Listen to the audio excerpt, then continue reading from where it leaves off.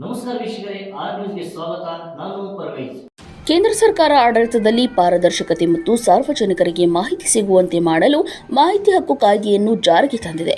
ಆದರೆ ಈ ಮಾಹಿತಿ ಹಕ್ಕು ಕಾಯ್ದೆ ರಾಮದುರ್ಗದ ಕರ್ನಾಟಕ ನೀರಾವರಿ ನಿಗಮ ನಿಯಮಿತ ವಿಭಾಗ ನಂಬರ್ 1 ಅನ್ವಯವಾಗುವುದಿಲ್ಲ ಎಂಬಂತೆ ಅಧಿಕಾರಿಗಳು ವರ್ತಿಸುತ್ತಿದ್ದಾರೆ.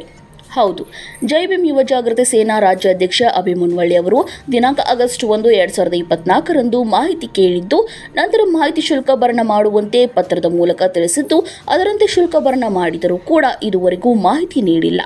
ಈ ಹಿನ್ನೆಲೆಯಲ್ಲಿ ಇಂದು ಕರ್ನಾಟಕ ನೀರಾವರಿ ನಿಗಮ ನಿಯಮಿತ ವಿಭಾಗ ನಂಬರ್ 1 ಕಾರ್ಯನಿರ್ವಾಹಕ ಅಭಿಯಂತರ ತೆರಿಗೆ ಮನವಿಯನ್ನು ಜೈ ಭೀಮ್ ಯುವ ಜಾಗೃತ ಸೇನಾ ರಾಜ್ಯಾಧ್ಯಕ್ಷ ಅಭಿಜಿತ್ ಎಂ ಸಲ್ಲಿಸಿದರು.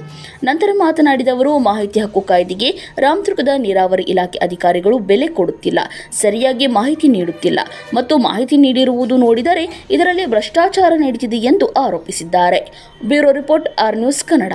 ಆ ಕಾರಣಕ್ಕಾಗಿ ಮನವಿ ನೀಡಿದರೆ ಸರ್, ನಾವು 1/8/2024 ಮಾಹಿತಿ ಕೇಳಿದ್ನಿ ಸರ್. ಆ ಮಾಹಿತಿ ಪ್ರಕಾರ ಇವರು ನನಗೆ 13ನೇ ತಾರೀಕು ಒಂದು ಲೆಟ್ರ್ ಇಶ್ಯೂ ಮಾಡ್ತಾರೆ. ಏನಂತೆ, ಈ ಮಾಹಿತಿ ಕೊಡಬೇಕಂದ್ರೆ ನೀವು ಅಮೌಂಟ್ ತುಂಬಬೇಕಂತೆ, ಶುಲ್ಕ ತುಂಬಬೇಕಂತೆ. ಆ ರೀತಿ ಪ್ರಕಾರ ₹198 ಪೇ ಮಾಡ್ತೀನಿ ಸರ್, ಕಟ್ಟಿರ್ತೀನಿ. ಕಟ್ಟಿದ್ರು ಕೂಡ ಆಮೇಲೆ ಮಾಹಿತಿ 4 ತಿಂಗಳು ಆದ್ರೂ ಮಾಹಿತಿ ಕೊಡಾಕ್ತಾಯಿರಲಿಲ್ಲ ಸರ್ ಇವರು. ಟೋಟಲ್ ಇವತ್ತು ಬಾ, ನಾಳೆ ಬಾ, ರೆಡಿ ಮಾಡ್ತೀನಿ ರೀ, ನಾಳೆ ಕೊಡ್ತೀನಿ ರೀ, ಸಾಹೇಬ್ರು ಹೇಳ್ರಿ, ಅವ್ರು ಹೇಳ್ರಿ ಅಂತಾರೆ. ಲಾಸ್ಟ್ ಟೈಮ್ ಶಾಸಕರು ಕೂಡ ಮೀಟಿಂಗ್ನಾಗ ಹೇಳಿದ್ರು, ಭ್ರಷ್ಟಾಚಾರ ರಾಮದುರ್ಗನಾಗ ಭಾಳ ಇದಂತೆ. ಅವ್ರು ಹೇಳಿದ್ದು ಸ್ವಲ್ಪ ಸತ್ಯ ಅನ್ನಿಸ್ತಾ ಇದೆ. ಮಾಹಿತಿ ಕೊಡೋಕ್ಕೆ ವಿಳಂಬ ಮಾಡಿದ್ರು 4 ತಿಂಗಳು ಆಯ್ತು. ಅವ್ರು ಹೇಳಿದ್ದು ಇರ್ಬೋದು ಅಂತ ನನಗೂ ಅನ್ನಿಸ್ತಾ ಇದೆ.